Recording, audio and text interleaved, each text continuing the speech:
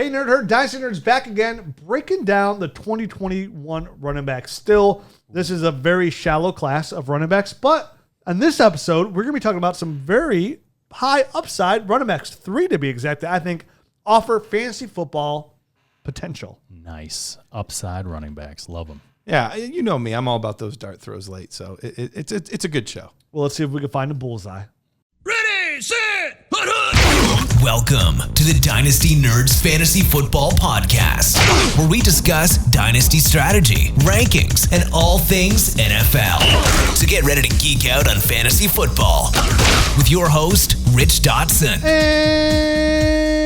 And welcome to the Dynasty Nerds Fantasy Football Podcast. I am your host, Rich Dotson. I'm Matt O'Hara. And I'm Garret Price. And we're here today to wrap up our 2021 rookie running back segments with today's show and the Nerd Herd show. So we got 12 more prospects to talk here, break down. I do want to apologize to Gluteus Minimus. I do feel like I was a little harsh on him last week in the Nerd Herd episode. If you missed that, it'll be coming out on YouTube. We had a long debate about Gluteus Minimus, otherwise known as Jarrett Patterson. Right. I crushed him for being so small. And then after watching all these other small running backs, this class is weird because there's 3 good running backs and then there's some other running backs and some have a couple upside and then other ones are real small. Gluteus Minimus, Jarrett Patterson is really small, but after finishing all my running back tape, he's the best small running back in the class. Hey-o. We finally got him. We got him. But I like this tape. But to be fair, I would never. Here we go again. I never dissed Gluteus Minimus's tape. Just it was his just his size. I mean, if you can hide behind a butt cheek, just one butt cheek, you're small. So I apologize, Gluteus. Won't happen again. I'll be drafting you, my rookie draft, in the late 3rd round. There you go. There you go. That's fair. That's fair. And then because I got some news on Twitter here going, there's a big San Francisco trade. San Francisco moves up to number 3. Obviously, you got to assume that's a quarterback because nobody gives up 3 first-round picks for a guard or a tackle or a wide receiver. Only a quarterback. Which is weird because you thought you could get that for Deshaun Watson, but Deshaun Watson's kind of too hot, don't touch. Yeah. So I put a tweet out there. Whoever San Francisco drafts instantly goes to my number 2. And somebody instantly wrote me going, Rich, you said no matter what happens in the draft, it's Trevor Lawrence, Zach Wilson, Justin Fields. Well, friends, that was yesterday. So big news, big changes. That changes everything. It does because San Francisco, Kyle Shanahan is known as offensive coordinator as just being very quarterback friendly. He opens up lanes for quarterbacks. I would still love Zach Wilson. I love him in the Jets, but Justin Fields, like all Justin Fields worries that I have for him, the red flags I have him about being blitzed and being under pressure. Like Shanahan would clear all that up. He'd give him clean throwing lanes. Like he had his pro day today. He looked great. Justin Fields is the perfect quarterback to look great in pro days. But where was Kyle Shanahan today? Alabama's pro day. Alabama's pro day. Watching Mac Jones, not at Justin Fields. Yeah, that's what you do when you want to trick people. You don't go where you're supposed to be. I was going to say, there's a lot of smoke here. My first inclination was similar to you, Matt. Like, oh no, and then the more I thought about it, I was like, I wouldn't go to the guy I wanted either. Like, no, I'm trying to throw as many I'm messing with people's head as much as I can. Yeah, listen, Mac Jones is a nice prospect. He is, and I heard all the rumors saying, hey, don't be surprised if it's Mac Jones. Yeah, my left Gluteus Minimus. If that's Mac Jones, I'm going to be very surprised. Very surprised. Very surprised. I'm with you. If it's Trey Lance with his minimal start, again, if they're moving up 3 picks to get him, I'm going to trust Kyle Shanahan. I mean, the kid has the tools. The kid does have. If there was somebody, talking Trey Lance now, yeah, Trey Lance. Trey Lance has a ton of tools. Yeah, he's very toolsy. So risky. Is it risky for him to do that? Sure, but I mean, when he had Matt Ryan looked like the greatest quarterback of all time, like an MVP year. So I mean, this guy has way more raw ability than most of these quarterbacks in the league right now. Best year RG3 had Kyle Shanahan. Yep. Kirk Cousins, not his best year, but where did he strive with? Kyle Shanahan. Matt Ryan looked really good. Kyle Shanahan. Yep. Jimmy Garoppolo goes to a Super Bowl. Bill Belichick and Kyle Shanahan. So I mean, but that's good company, right? That's good company. So, but we're not talking San Francisco. There's plenty of time to talk NFL players. What's going on? NFL draft after the NFL draft, right? Plenty of time.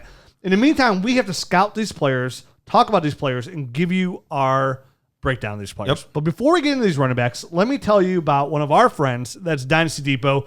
Like we mentioned just a couple shows ago, we have a new partnership with Dynasty Depot. And I get people all the time to ask me on Twitter, on social media, on the Facebook page, where can I join a new Dynasty league? Well, Dynasty Depot gives you the perfect opportunity to join either a low stakes or a high stakes league on the FFPC platform, which is a high stakes platform, and buy new Dynasty teams. Join any league you want.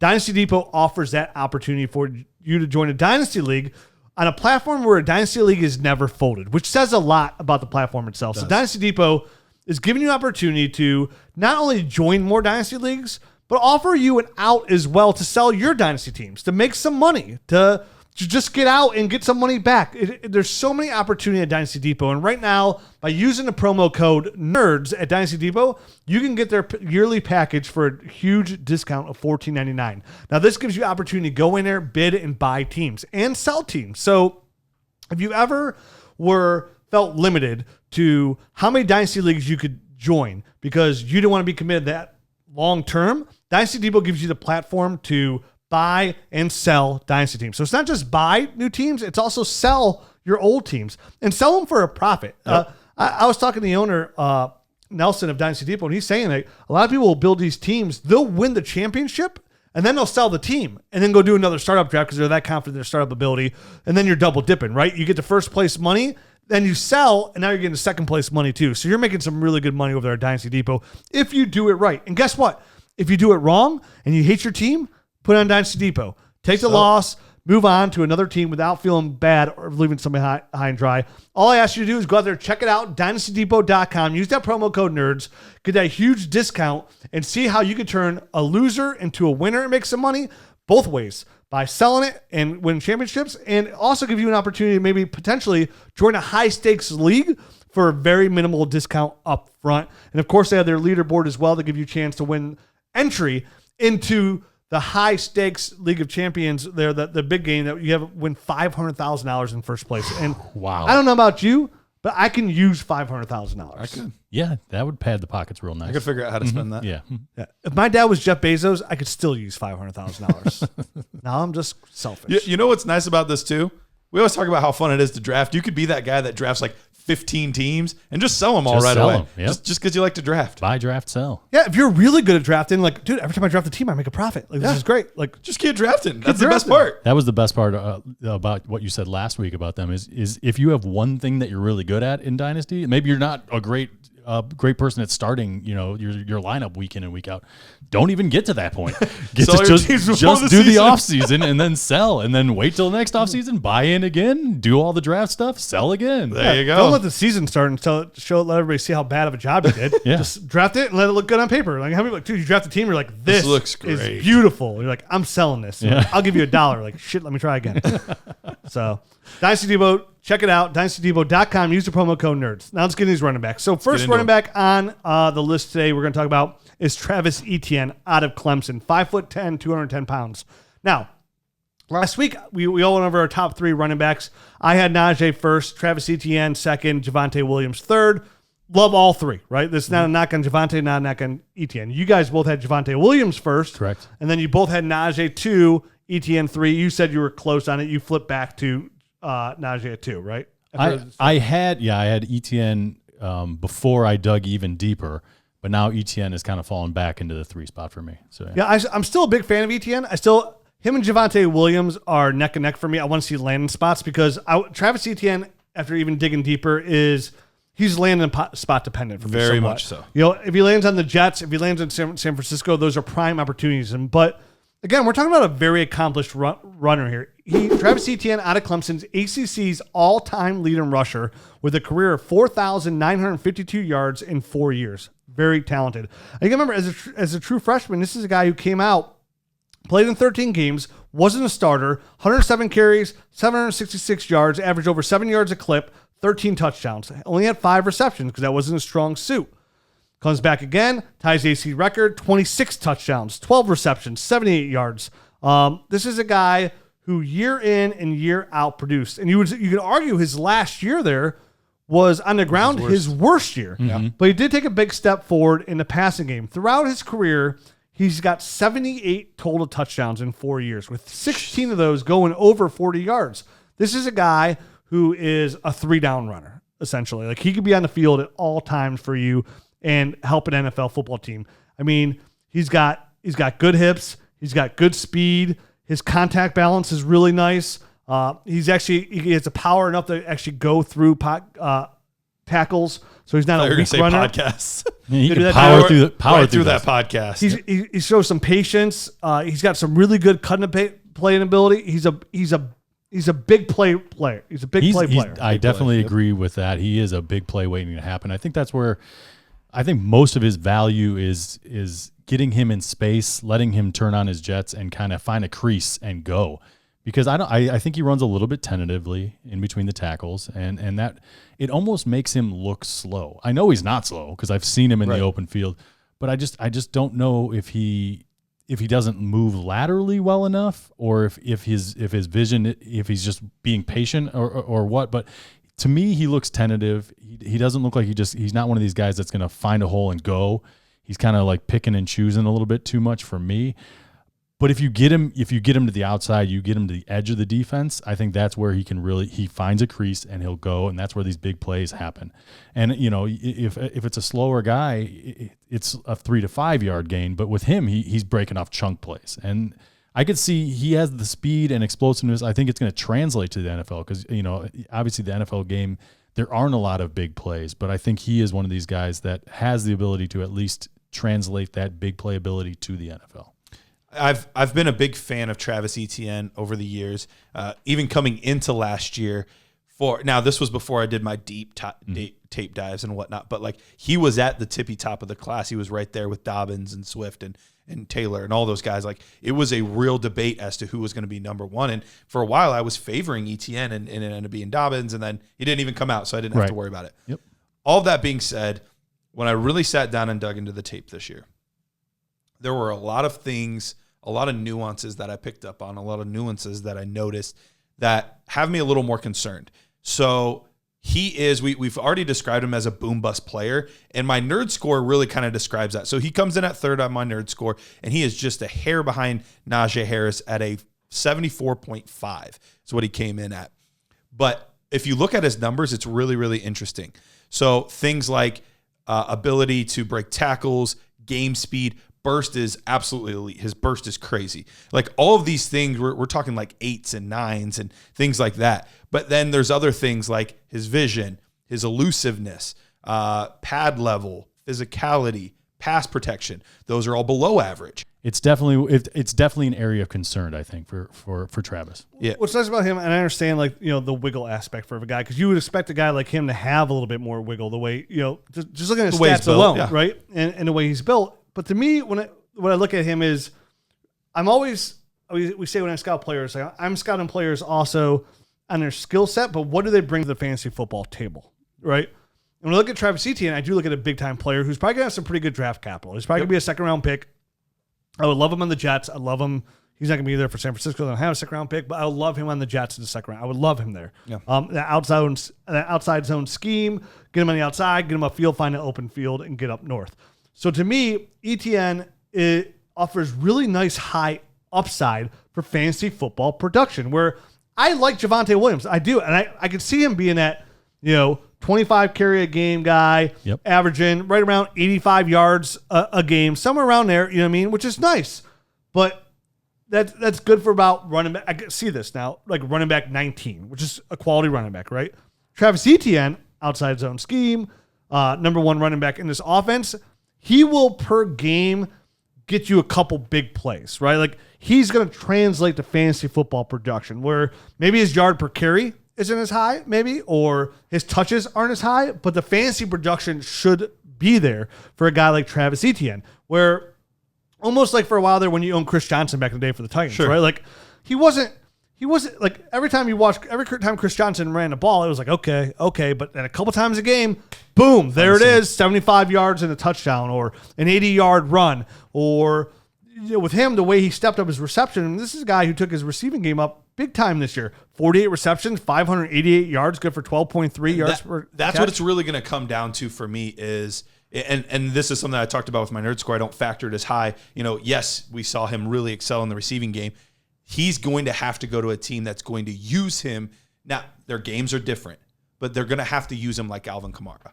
Like that is his path to success. The 8 to 10 carries a game, because I don't think many teams are going to be giving him 20 carries a game. No, I don't think he's built for that, to be honest. Yeah, I don't think, but it's 8 to 10 carries a game, and then on top of that, another 5 receptions a game. Yeah, if you get him in like one of these teams that loves to run screens to the running backs, or just get him the ball quickly out in space, I think that would be a great fit for him, because he, even on big plays that he seemed, between the tackle, big plays, they were gaping holes that he was running through, and he was just able to go. And that's what he needs a lot of the times, I think, to have his big plays. Yeah, and I mentioned it before, but the way he is going to win, his top speed is good. He ran that 4.4 flat. Like, we're not concerned in the least, but it's that 0 to 60. That's what makes him special, and that is where, if you told me 3 years from now he's one of the better running backs in the game, I don't think that's going to be the case, but if he was, that would be the reason, is because he can accelerate and then take contact pretty well and then go right back to 60, and that's what he does best. So if he goes to the right team, the right scheme, those are the tools that will make him that type of guy. What did he weigh in on his pro day? 215. 215. So, which I was shocked. I found it really interesting that he didn't do any of the shuttles, though. Yeah. You know what I mean? Like, he is a very straight line type of guy. I don't think he moves all that well laterally. And I think that's, running backs typically will avoid those kind of drills if they know that they're not going to test well in it. But a guy like that, there's a lot of running backs that find success. Like Derrick Henry's an example. Like, he doesn't move well laterally. Derrick Henry's a completely different running back. But there's a lot of room for success at the NFL running back to be a one-cut runner. There's a couple of running backs here we're going to talk about today that are really fine one-cut, get up north in a hurry kind of runners, like Herbert. You know what I mean? Like, there's room for success there. It's not. Is there room for a no-cut runner? Because that's what I kind of feel like I don't know that he's even for him got at the barbershop. I don't even know if he's a cut runner. Like, I just don't know. Yeah, he's a go straight guy, man. I understand that as well. I think sometimes it's like we want every running back to have the perfect skill set. Right? Sure. Like, we want you to be the Saquon Barkleys. We want you to be, because even like you mentioned, Alvin Kamara doesn't have that skill set. I think he could be a better, in between the tackles runner than a guy like Alvin Kamara if needed. So to me, when I look at Travis Etienne, I think there's a path for him to be a very successful fantasy football running back. So if he goes to a team like the Jets, for example, and say Javonte Williams goes to the Pittsburgh Steelers, I would still keep Travis Etienne as my number 2 running back. If Javonte Williams goes to the Atlanta Falcons and then Travis Etienne went to the Pittsburgh Steelers, I would move Javonte Williams to my number 2 running back. Sure. They're very close for me. Like, they're both very talented running backs. I like them both a lot. But the path to success and to success for me personally is fantasy football points. Like, I did a video on Nyheim Hines. I think Nyheim Hines is a great video buy this year because of the opportunity and the cost value he offers in the fantasy football value. You know what I mean? Like, there is value there. I say it all the time. Is Alvin Kamara the best running back in the NFL? Absolutely not. He's probably not even top 8. But he's absolutely one of the best fantasy football running backs in the game today. And that's why I like Travis Etienne. And that's why I have to wait to see where he goes. Yeah, and that's fair. To find out exactly where he's going to settle. But right now he's 3rd. Is there some sort of opportunity, like you just laid out, that he could leapfrog and become number 2 in my? Yes. He's not far behind for you, is the point. And again, that's... But for us, it's Najee. It is Najee. Etienne battling. Yeah. Yep. For you, it's Javonte and Etienne. It's Javonte and Etienne. Yeah, because to me, Najee is still my clear-cut number 1 runner. The last thing I'll say on him before we move on, the 215 was interesting because always before he was playing around 202, 205. Like, is he actually a 215-pound guy? Because even watching him, like, he wasn't wearing that 215 well. He wasn't. Did you see the pro day? I did. I watched the pro day. I watched it too. And it didn't look like, it looked like he put on a lot of weight at the last minute, just trying to bulk up. We see that all the time. And so I don't think he's going to be wearing 215 at the NFL level. He looked like he was wearing a sweatshirt. It was. Yeah, exactly. So I think he's going to be more around that 205, which you could still get it done at 205. I'm not saying you can't, but you don't typically see somebody get 15 to 20 carries a game at 205. He's got to be. I think we've said it 3 times now. He has to be utilized in the right scheme. But I think you would hope an NFL team that's going to draft him would do it for scheme. It's the reason why Cam Akers went over J.K. Dobbins in the draft. They felt Cam Akers fit their scheme better than J.K. Dobbins does. And that really is, amongst all these players, is where do they land? What scheme are they going into? Because a good scheme can make an average player great, and a bad scheme can make a very good player very average. So it is very important. And we'll be paying attention to it when we talk about it after the draft. But overall, top 3 rookie running back, and definitely in the upper tier. For sure. Because after that, we're dropping down. Let's move on. Let's do it. Chuba Hubbard, Oklahoma State, 6 foot, 208 pounds, a Canadian. Coming to play American football, who actually had to sit out his first year so he could learn the American rules of football. Canadian. A Canadian. This was a guy in 2019. Now, we're talking Chuba Hubbard. We're talking two different Chuba Hubbards. 2019 Chuba, 2020 Chuba. Mm-hmm. 2019 Chuba led all of FBS with 328 carries. So fast. And rushing yards, right? And rushing yards. He averaged about 26 carries per game, had 2,094 yards rushing, 6.4 yards per carry, 21 touchdowns, 23 receptions, 198 yards.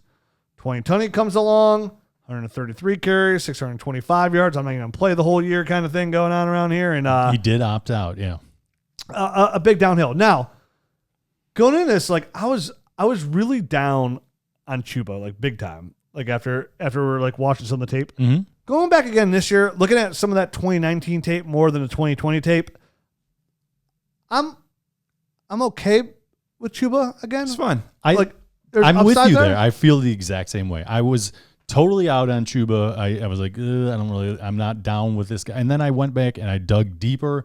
And I think there are some things to like. The problem is he just doesn't do anything exceptional. You know what I mean? Well, he does one thing exceptional.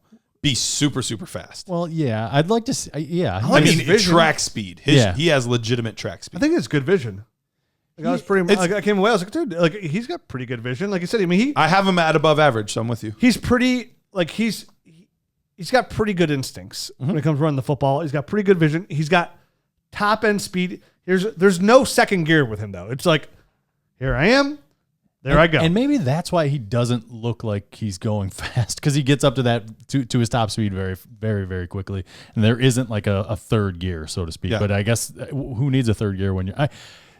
The thing is, I struggle. I wanted to see some times on him, and obviously their pro day I think is like tomorrow or 2 days from now. So we'll get some of those numbers coming in. They'll be rolling in this week as they kind of become available. But the contact balance and his ability to break tackles, I think, is probably his biggest weakness that I saw on tape. Anyway, he's one of these guys, a very Ronald Jones-esque type of player in the fact that any kind of contact brings him down, in my opinion. Yeah, the one thing you see here I wrote in bold: not a power guy. Don't expect to break a lot of tackles at the next level. That is very bold and big. That's my number one thing. Bold and big. Was my number one concern about him. It's like it's the reason why we were down on Ronald Jones. So what's fair to be about Chuba Hubbard about the same thing? But we saw a path for some fantasy football relevancy. I think Chuba Hubbard's a very nice running back. They'll go to an NFL team that, he has some fumble issues. I saw some fumbling issues there. Yep. There's going to be a really nice running back by committee kind of guy. All of a sudden, Leonard Fournette gets hurt, and then you're down to your third string tight end. And now all of a sudden, a guy like Ronald Jones or Chuba Hubbard's got to come in, and they can produce a couple games for you. Right. For a guy of his size, he's a little lean, but makes sense how fast he is. That's another thing that I want to see from the pro day, his actual size, because he's tall. He doesn't look 208 pounds even on tape. No. It's because he's like 6'1". But if he's 6'1", 208, you'll look pretty lean. Yep. But if he's actually, they list him at 6 foot. If he's actually 5'11", he's probably going to be down closer to 200 pounds looking at his frame. Yeah, but he carried. Remember, he led college football in carries. So, he showed that he could tote the rock. His frame wasn't a concern, at least at school. And this is a guy, when he got behind the line of scrimmage with his speed, he showed he could do some at first I thought he was if you asked me a month ago, Chuba Hubbard, he's just very one-dimensional, getting the ball, get north. But like I said, when I dove back in a little bit more, okay, here he is behind the line of scrimmage. His vision looks pretty good. He can create a little bit on his own here. He's obviously got the speed to get up north. He's got somebody who, you said pass fail on hands, right? Yep. He passes the hands. Definitely. Mostly screens, mostly in the flat. But when he got the ball in his hands, he moved. And he moves pretty good laterally as well. He's not too stiff. Well, you know what I mean? He's not like one of these guys that has super loose hips, but I think he can at least be a one-cut runner. he is more elusive than Etienne, which isn't much. But he's agile enough where he just got that nice little one-cut. He's a one-cut runner. Had a couple spin moves in there that I saw as well. So to me, Chuba Hubbard's stock for me is up. Definitely amongst a class of running backs that are average at best. Like this draft class for 2021 that we talk about, that's so great, that's so deep. It's a very, very top. It's very wide receiver deep with a couple very high-end prospects on the other positions. Like we got 3 solid running back prospects. But to be fair, out of all those prospects, if you throw them in the class of the last 3 years, like where we know, like they're not high up that, they're not excelling at a high level, but they're very good prospects. Sure. Kyle Pitts, the best tight end I've ever scouted. Trevor Lawrence, one of the best quarterbacks to come out in a while with a very good quarterback class. So it's a good class. It's a deep class overall, but not the running back's very shallow. So where Chuba Hubbard sits him on that class, because listen, in Dynasty, in fantasy football, everybody needs running back. These guys are going to get drafted, and they're going to get drafted probably higher than some of them should. And who's going to offer the most upside? To me, Chuba falls in that category of like, okay, if I'm going to gamble on one of these rookie running backs, boils down to fantasy football production, right? Yeah. Who could be? Chuba could offer you some of that Chris Johnson fantasy football upside where I'm okay with getting him 8 to 10 carries a game because I can put my flex spot because at any game he's busting off an 80-yard run. 25 points, yep. Yeah, he's getting you either – he's going to guy that probably average you about 8 to 12 points per game, which is pretty solid. Like if he finishes a year as a running back too, kind of like Kareem Hunt this year, even though Nick Chubb got hurt, was like, oh, he's running back number 7 overall. Even when Chubb was there, he's the kind of guy that is explosive enough where I did in the fantasy football year, like, oh, Chuba Hubbard, like he only got X amount of carries, but he was running back 26. Like, we're now you hear everybody nice on Twitter, like, ooh, the sneaky bias, Chuba Hubbard. But meanwhile, that's just what he is. Well, and the interesting thing is you talked about his stock being up, which is, I mean, I understand completely why you're saying that, but it's funny after like this down year, his stock plummeted from what it was last year. But I think that's why you guys and myself, I'm a little bit interested too, because before we were looking through it of the lens of he's probably going to be a second-round NFL draft pick or a third-round NFL draft pick, and you're going to have to take him at the middle of your first round or the end of the first round in drafts. Whereas now he's going late second, early third in our leagues, and then in NFL draft terms, he'd be lucky to get in the third round. I think he's more likely probably fourth round for NFL draft. For NFL. Yep. Yeah, for NFL draft. So I think the expectations of him have shifted and changed so much from what it was last year when we were talking about him with Jonathan Taylor and Cam Akers, all those guys. I think that's what's really shifted here. And for him, nerd score wise for me, he came in with a 68.5, which would put him roughly 7th in the class, 8th in the class at 1, 2, 3, 4, 5, 6, 7. I can live with that. 9, 10. 10th in the class. Oh, that's a little low for me. Now it's too low.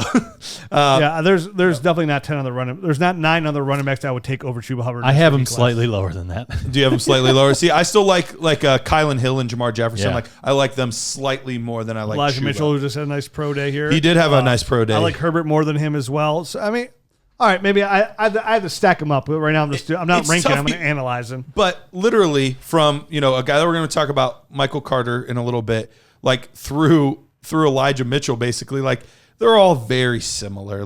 It's going to be, you can flip them on their head, and it's all going to be about the same. So that's a lot of these running backs, man, a lot of them have like one thing they could do well, but then that's it. So like, there's not a lot of fantasy football upside there because you can see them be one dimensional. Now, one of these guys is going to break the mold. Sure. Like, remember you were on your show talking about this guy. People get better. Nobody thought Justin Herbert was going to be the next coming of John Elway out there. Although we did say to draft him as your third quarterback. Damn right I did. But again, Chuba Hubbard, really good 2019. But like most of us, a big poo-poo sandwich in 2020. Yep. But we all ate that sandwich. So give him a little slack. So Chuba Hubbard, upside running back, right? Like worth drafting. I would take him in the third round.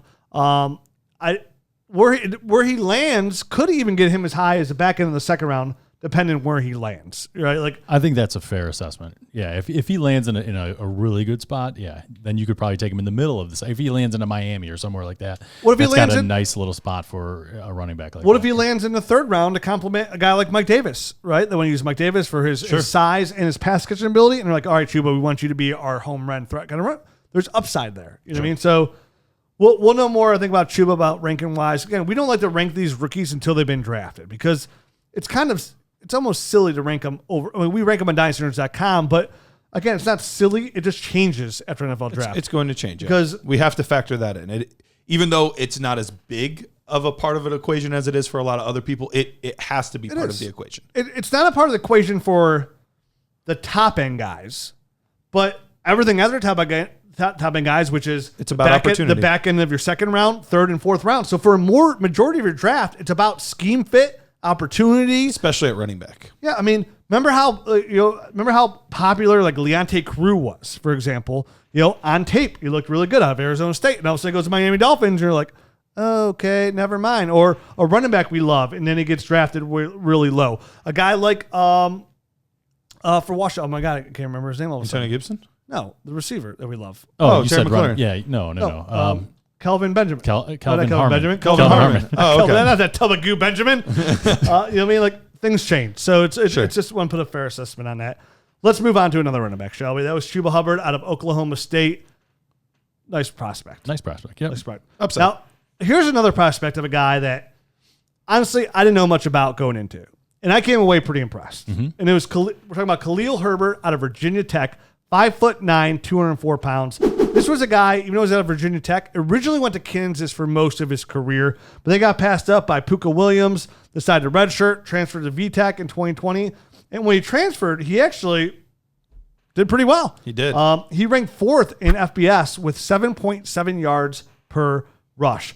Finished the year with 1,182 yards on 154 carries, 10 receptions, so 179 yards. So pass in the passing game, I suppose. But this is pass fail, and he passed. I really like this guy as a one-cut runner who could find the hole and get up in a hurry. This guy has great contact balance, very well built, showed really, really good vision. He's somebody that had good enough speed to get to the outside. Which he ran a 4.46 at his pro day. Did he? Yeah, he did. So it shows on tape. When I came away, I was like, dude, for a guy like that stature, like he runs pretty well. He does. For a guy like him, like, can he get to the outside? 6.96 in the 3-cone too. So he can move laterally as well. It's translating. Yeah. And so he's got some impressive numbers. Our 3-cone reminder, because we're big 3-cone guys. Yeah. I know you and I are. I'm sure this guy is too. Mm-hmm. Are you? Just nod your head, yes. Anytime you mention the 3-cone, anything under 7 seconds is pretty spectacular. Mm-hmm. Like, not good, but spectacular. It is. Yep. And he ran a what? 6.96. That's really good, man. That's really good. Yep. Now, and that was at 210 pounds. That was his pro day weigh-in, just to let you know. It was 210? Yeah, you mentioned 204. So it came in a little bit bigger. And yep. still that explosive laterally. He was a guy that I saw at the Senior Bowl and watching him play, and there was a few things I walked away from that impressed me. One, I saw him and Michael Carter were the exact same height. However, their build was very, very different. Mm-hmm. Like Khalil Herbert was built like a running back. He had the legs, he had the quads, he had like the frame was there for him to be a solid running back. Michael Carter's very lean. He is. Surprisingly good in like he did really well in the drills for like pass protection, especially for a guy of his size. I was impressed on like some of the one-on-one stuff that he did. He plays with good pad level. So, I mean, that doesn't surprise me that he's able to get down and block some people. So there's a lot like he strikes me as a guy that is a very intelligent player. Like you can kind of see it when he runs. He has a plan for what he's doing. He navigates through the hole very well. Not super quick. Not incredible agility by any stretch of the imagination, but there's enough that like he has enough in all of the areas that I think he could be one of those guys that later on we're like, you know what? He actually stuck somewhere. Like there's no holes where I'm like, oh my gosh, that's gross. Like he doesn't do anything gross. He does everything either average or pretty darn well. Yep. Yeah, I mean, he's gonna be, you mentioned Senior Bowl. He's a 5th-year senior, so he's a little bit older. I think he's 23 right now. He'll be 24 in November. I mentioned he can catch the football, but this is a guy who never caught more than 10 passes in a year in all 5 years he ever played. Again, a little sometimes when it comes to like. Again, I like him as a one-cut runner because when you ask him to do more of that, it gets a little bit lumbering. You know what I mean? Like maybe it's the hips or the feet. I don't know, but a very solid runner. Mm-hmm. But you mentioned the way he's able to set up defenders, his vision. You mentioned intelligence, the way he could hit that hole. You mentioned his pad level is fantastic. Yep. His vision's really good. I mean, he sees that hole and he's gone. Like he plants his foot and he's gone. And that's so that 4.4 speed. Like it makes sense. Yeah. I thought he was football fast. But with that 40, it makes even more sense. Like, oh, I guess it wasn't football fast. I thought it was just the way that he was hitting the hole and his vision allowed him to look like he was faster than he was. I thought he had a good burst to get through there. Yeah, does have good acceleration. That pro day totally expels that and shows he's actually a pretty good athlete. I'm really impressed with that 3-cone as well because some of the things I saw with, in that short area, like, I liked him when he hit the hole, but we didn't hit the hole and it get a little bottle up in a little short area. Like there was not a lot of wiggle there. So that's he did come away a little stiff at times. I could see how. So that's where that came from. But I feel like with that, like there's a lot to work with him. So him and the right team and the right scheme with a good running back coach, there's opportunity here for me when I look at this class as a whole. I'm like, okay, I like the top 3, but like who's outside the top 3? Could it be Chuba Hubbard? Mm-hmm. Could it be Michael Carter? Kenneth Gainwell? Gluteus minimus. Gluteus minimus is always an option, man. Always an option. For me personally, I feel like Khalil Herbert is right in that mix of a guy that I want in my dynasty rosters and had the feel of when I'm watching him play, like this was a guy that I will have on a lot. Same way I talked about Antonio Gibson early last year because, Antonio Gibson's great now this year, but last year I was really big on Antonio Gibson. A lot of people were just like, maybe, possibly. I was like, I'm going to have Antonio Gibson on a lot of my rosters this year. Mm-hmm. That's Khalil Herbert this year. Like, I'm not saying it's Antonio Gibson. He's not going to be a second-round pick, but he's somebody I'm going to have a lot of rosters of because I see a very clear path of him being at hashtag 2-year window. Now, I'm going to say 2-3-year window, 2-year window. Does the age scare you off a little bit, or are you using that as an opportunity to go gobble them up? Because these guys are only, good for their first contract anyway. Yeah. Especially the lower. It's not as important to me because he's a first-year contract guy anyway, so it doesn't matter. We're not talking like he's not unless a prospect comes in at like 26. He's not Brandon Whedon. He's not coming with grandchildren. Like this is a guy who's going to come in. Yeah, he's 24? He will be in November. In November, he'll be 24. Yeah, that's super young still. Like, it's old for fantasy football running backs, but if he plays for 5 years, he's out at 29. He's hitting his peak at 27. You know what I mean? So, like, it's a detriment to long-term. But, again, we talk about this all the time. What long-term running backs are you getting? He doesn't fall in that category. You draft Justin Herbert for that 2-year window. Like, to me, I draft Justin Herbert for a long window, but Khalil Herbert they're definitely 2 brothers. to 3. Yeah. What I felt really good about this prospect when you guys came over today before we were going to record a show, I was like, guys, the one running back actually you weren't first. I was like, the one running back I really like in this class was like Khalil Herbert, and you're like, oh, I love it. Yeah. You're like, I feel the same way, and you're like, you watched him right as we're talking about it, like you talk about like Khalil Herbert, like I like Khalil Herbert. Like, I'm like, dang it, he's not my guy. I'm like, I guess he's not so sneaky. He's not my sneaky Antonio Gibson. Let me ask you this though, because we've talked heavily about the top 3, and then I believe that there's like a random little tier of one guy at 4th, and then everybody else. So like that 5th spot could be a number of players. Is this a guy that could end up being RB5 for you, even though same tier as a lot of these other guys? Who's your random number 4? The first guy we're going to talk about in the next show. Okay, I got you. All right. Okay.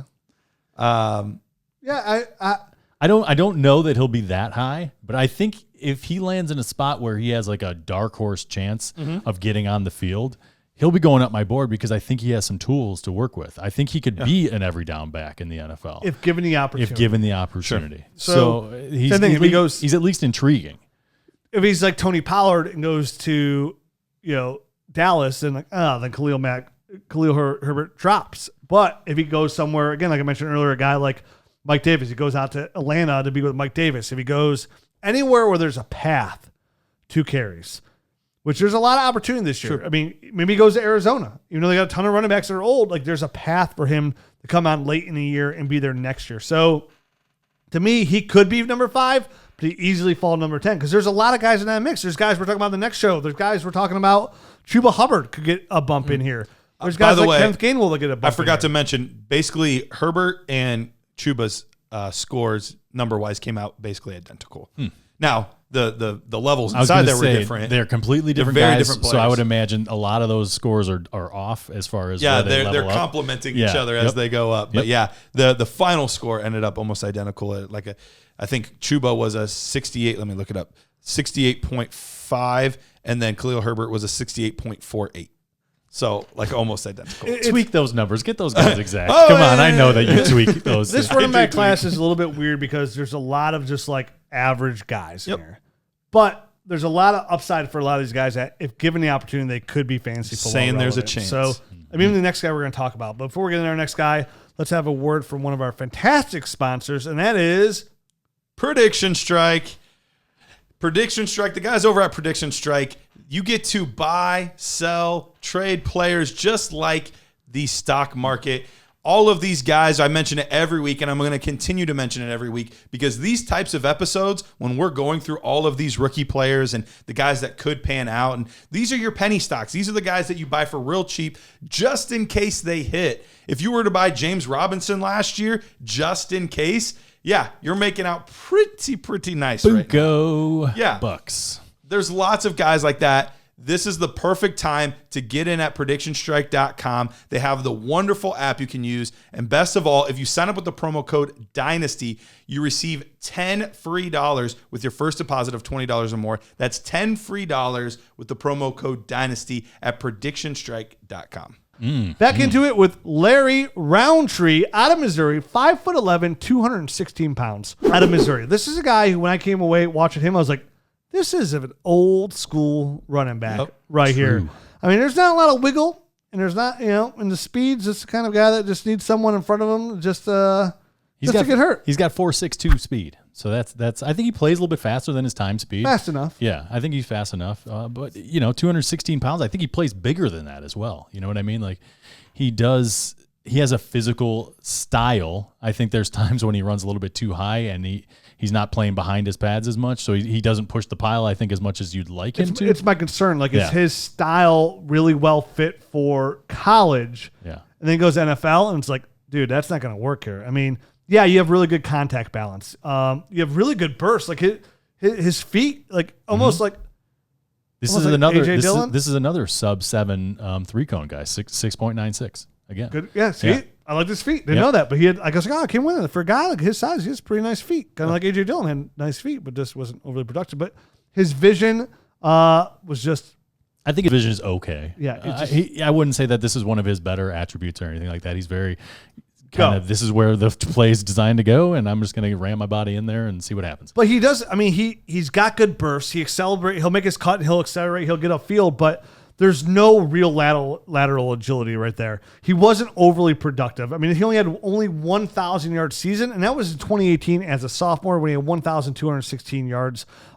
He didn't fumble the ball a lot, but I did see the ball come loose in his hands a lot. Does that, like, you guys notice that? He'll be running the ball. You see the ball come a little loose in his hands at times? Maybe I didn't notice it, no. But, I mean, I had a lot of time where it's just like there's no tempo to his game. It's just like, you said it's one speed and not that fast. One speed, one average speed, and go. Yep. Yeah, I agree. I have a lot of things on here that, I've talked about the grading scale of, like 10 is the best we've ever seen. 0 is like makes me want to vomit. And 6 is average NFL player, which means like a backup. If you're average, you're probably a backup. So he has like a lot of like 5 through 7s. Which all average out to like a lot of 6s, basically. Right. And he's that's what he is overall. He's just a very average guy. There's nothing that's like makes me want to puke or anything like that. But outside, there was one thing where he really got plus marks, and that was his pass protection. I actually really liked his pass protection. Thought he did really well in that aspect. But other than that, he strikes me as a guy that'll spend 6-7 years in the league and never get past being an RB2 on a team, but more often than not RB3 on a team. And he's just going to live there for his career, and he'll have 3 games where people got injured, and he got to come in and score a touchdown. And congratulations. He plays some special teams. Played special teams as a freshman, so he has special teams talents there. But again, fantasy football wise, he's just not. The points aren't there. I mean, this is a guy who only had 47 receptions in 4 years. Yep. And out of those 47 receptions for 289 yards. So he's just not productive. It's just, he does not translate to a fantasy football running back. The tough part for him, too, is he was on not a good team for basically his entire career.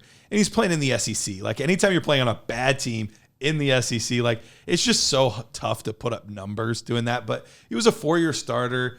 And so I do think he's going to especially if you're just an average player. Right. So, I think he has a career in the league, but it's just way down on a bench. I agree with you. Yep. Third special, practice squad player they bring up here and there. But he has a talent to be on an NFL roster, but just not. I would be shocked if he was ever fantasy relevant. I agree with that. Yeah. Yep. Barely. For our purposes, he is probably going to be a no-name player. Yep. He's a very end of the draft kind of player. And even that, there are guys where I see some upside, even though there's tons of downside. After the 3rd round, I'm taking any glimmer of upside I see. He's not one of those guys that has any of that upside. Yeah, he's the kind of guy when you're you have 6 rounds, you won the league, and you're at the very end of the draft, you're Larry Rountree's there. I remember that name. Yeah. I'm like Larry here. Yeah. So I've heard of you. Yeah. Come join my team. But nothing special. This is not worth drafting, really. Would be surprised if he's going to be a very late NFL draft pick. If he gets 7th round undrafted guy. Yeah. Could definitely help a team if they need a team at running back, just get upfield, but that's it. So let's move on to Josh Johnson out of Louisiana, Monroe, 5'9", 220 pounds. This was a guy that is just a smaller guy, but thick. Very thick, kind of more of a Doug Martin. Yeah, the muscle hamster. That's not a terrible. That's not a bad comp. I think he came in a little bit lighter at his pro day, 209. So he has dropped a little bit of weight since whatever. Which might be good because he could use a little more speed to his game. So. Yeah, he's not. He wasn't very very 4.58. Just to give you guys a heads up of what he ran. He ran a 4.58. 4.58. Yep. It wasn't a speed that really concerned me. It's just I don't know, man. Here's the thing: if you can't average over 4 yards a carry in college, I don't want anything to do with it. And this guy averaged 3.6 yards per carry. Well, last year. Go back to 2019 though. 2019, a whole different ballgame, 6.5, and he was over. He almost had 1,300 yards. I know, but he's got those tiny little hands, so he's not catching footballs. It's how big are his tiny little hands? I don't know. They're tiny. I didn't write it down. I just wrote tiny hands. Oh, all right. I didn't get a measurement on him. That's why I was asking. Josh Johnson was a guy that I really, really liked after his junior campaign. He was a JUCO guy. Had a couple of things before that, there were some problems and things like that, but really cleaned himself up. He was actually a guy that we had on one of our Film Nerds episodes last year. And I believe he was 5th in the country in rushing yards in that junior campaign. So, he did a lot of really good things. You saw some decent lateral agility. You saw some decent power, some decent speed. None of them were going to blow you away, but it was all very solid all the way through. But this year was just, everything that could go wrong for Louisiana Monroe did go wrong. They literally lost their entire offensive line. The whole team was just in shambles. And, I feel bad for the guy because he went from a guy that I thought could have been snuck into the 5th or 6th running back in this class conversation to. He was on watch lists at the Doak Walker, the Maxwell, all this stuff was going into the season. And then, like you said, you lay it out, the everything that could go wrong went wrong. Then it was sometime in November, he popped his hamstring and then he missed most of the rest of the season, kind of came back for the last game. But I like a lot of the things that he does. Like you said, I like his side-to-side agility. I like a lot of these things. None of them are elite, but I think they're all above average. I think I don't know what your score is. I can't see it, but I would think most of them are above a 7. You know what I mean, or at a 7. There's a lot of 6.5, 7, 7.5. There's a lot of that because I think he is a guy that if given an opportunity. I don't think he's as good as Khalil Herbert, but I think he's just a slight notch below him. He would be one of the, like, because I'm really worried that he won't get drafted at this point, which I think is a very real possibility after his past season. However, if he landed on a roster, he's the type of guy that I'm like, okay, 5th round, end of the 4th round, I'm going to throw a dart because I loved what I saw in one of his seasons, and I hated what I saw in the other season. So given the hope that maybe he's that guy, kind of like a poor man's version of what we had with like Bryce Love a couple years back, where it's like one season he looked amazing and the other season was hot garbage, there's a chance. So don't take him above the 4th round, but he's in dart throw. I only watched 2020 films, so that's why maybe I'm just okay, go back and watch some 19. Try to watch some 19 on him. I was just trying to watch that 2020 stuff. I was like, this is not a prospect I need to get down. But now that you say that, like, okay, the offense, because at times, when you said that, like the whole team fell apart, all bad, new offensive line and thing, it's like sometimes I was like, man, is this guy just trying too much? Like, it's like, where's trying that to put the team on his back? I think he was their best weapon. You know what I mean? I think he was their only weapon outside of Josh Peterson. Not with a T, with a D. I can't wait. Like,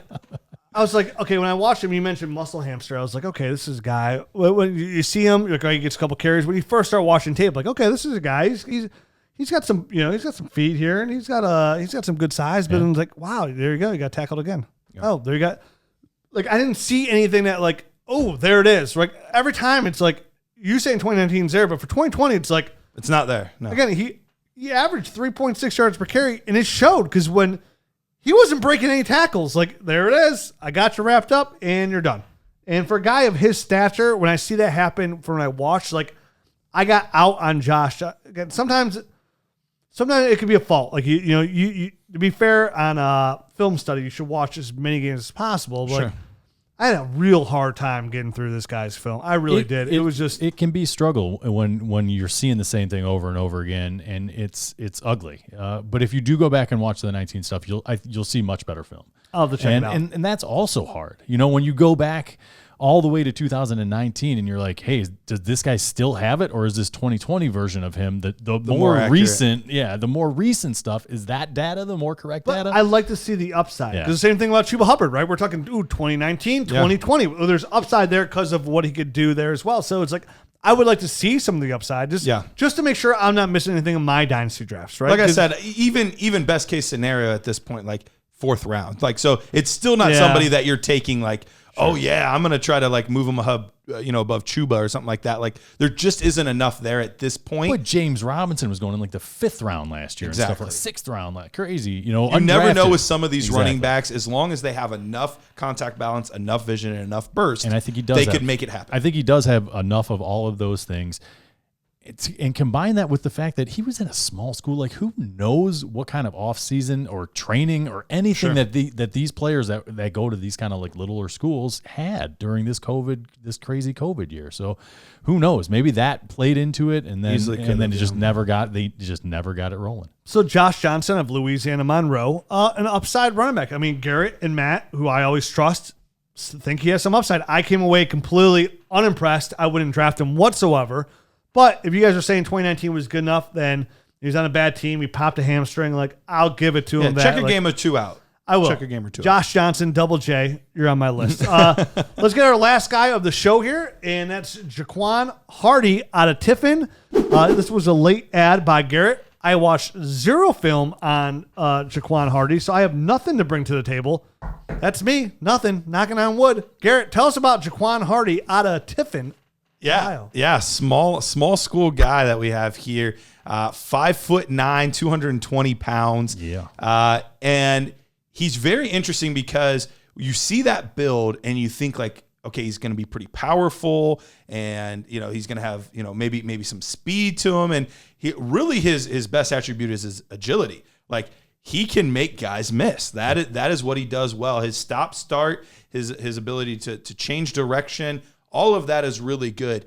The problem is he wasn't outrunning guys at Tiffin. I definitely don't think he would have been outrunning guys at the true Division I level. So he ended up participating in Toledo's pro day. Oh, did he? I missed that. He did. So he ran a 4.5 flat. What? He ran a 6.9.0 in the 3 He cone. ran a 4.5 and a 4.10 in the 20-yard shuttle. So he moved pretty well, and he was down to 211 pounds. Okay. And there were a So lot. maybe he cut a lot of weight. There were a lot of interested parties. He was having conversations with like the 49ers, a bunch of Interesting. 18 different teams were there, and they were all kind of interested in this small school guy.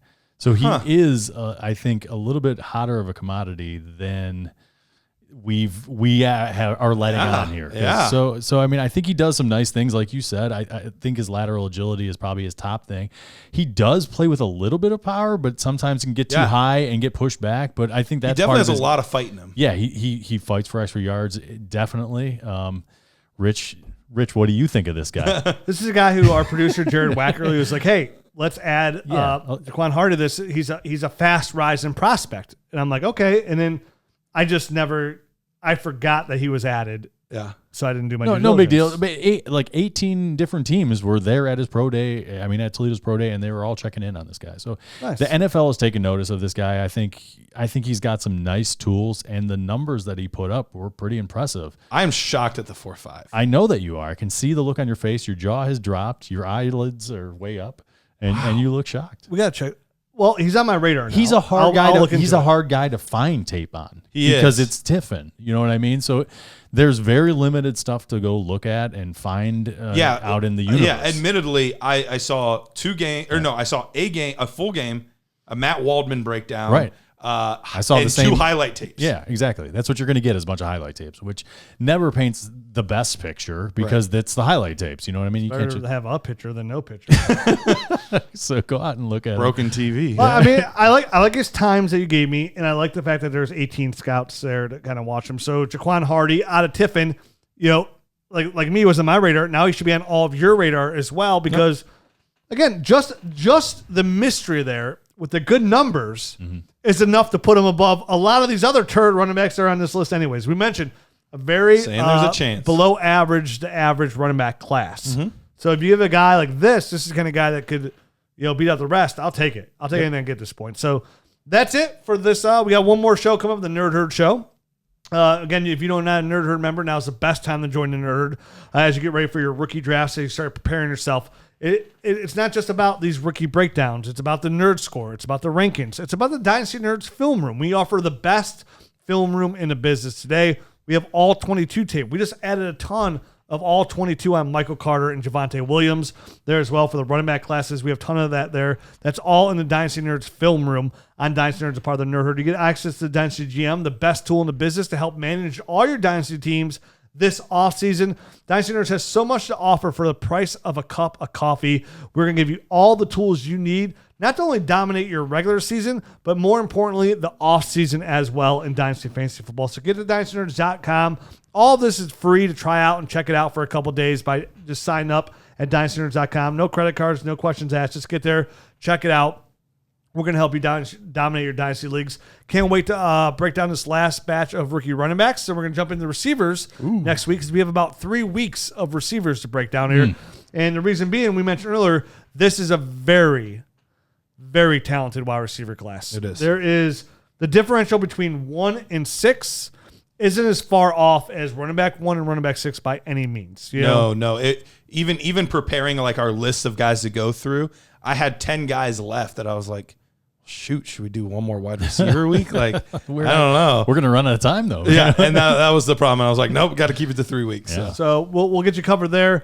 We'll be breaking down these running backs in the next episode. So make sure to check it out, dynastynerds.com. Of course, check out our YouTube channel. Like it, subscribe it, hit that notifications button. You can watch us talk Dynasty Fantasy Football.